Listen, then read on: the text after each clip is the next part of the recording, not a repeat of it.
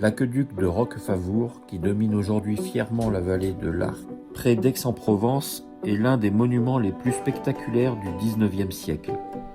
Beaucoup ignorent qu'il s'agit du plus haut aqueduc en pierre du monde. Un géant posé dans un paysage provençal qui semble presque irréel. Tout commence au début des années 1800. Marseille est alors confrontée à un problème majeur, le manque d'eau potable. La ville s'étend, la population augmente, mais les ressources locales sont insuffisantes. Les épidémies, notamment le choléra, frappent durement. Les autorités marseillaises prennent donc une décision cruciale, faire venir l'eau de la Durance, une rivière puissante située à plusieurs dizaines de kilomètres. Ce projet ambitieux donnera naissance au canal de Marseille. Pour ramener l'eau jusqu'à la ville, il faut franchir des reliefs, des vallons, des plateaux. Et surtout le profond vallon de Roquefavour, véritable obstacle naturel. C'est là qu'un jeune ingénieur brillant, Franz Mayor de Montrichet, conçoit une structure exceptionnelle, un aqueduc monumental, inspiré directement des grands ouvrages romains comme le pont du Gard. Nous sommes en 1841 et les travaux commencent. La construction dure 3 ans, un exploit à l'époque.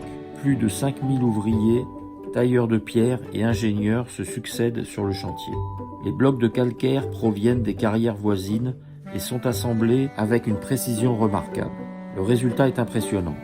83 mètres de haut, soit plus que le pont du Gard, et 375 mètres de long, l'ouvrage se compose de 3 niveaux d'arches superposés, parfaitement équilibrés, qui donnent à l'ensemble une allure antique malgré sa conception moderne.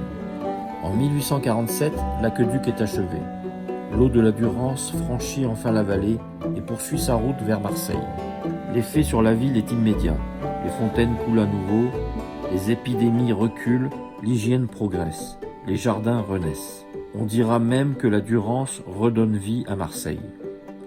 L'aqueduc de Roquefavour devient un symbole d'ingéniosité, de renouveau et de maîtrise technique. Au fil du temps, l'ouvrage traverse les décennies sans faiblir. Malgré les guerres, les intempéries et les évolutions du réseau d'eau, il reste en service et continue encore aujourd'hui à acheminer une partie de l'eau du canal. Classé monument historique en 2000, il est désormais un repère incontournable du paysage provençal.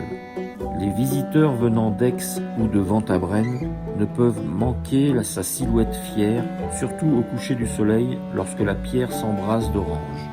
L'aqueduc de Roquefavour n'est pas seulement un ouvrage d'ingénierie, c'est une œuvre d'art, un témoignage de l'audace du XIXe siècle et un rappel que l'eau, en Provence, a toujours été un trésor à conquérir.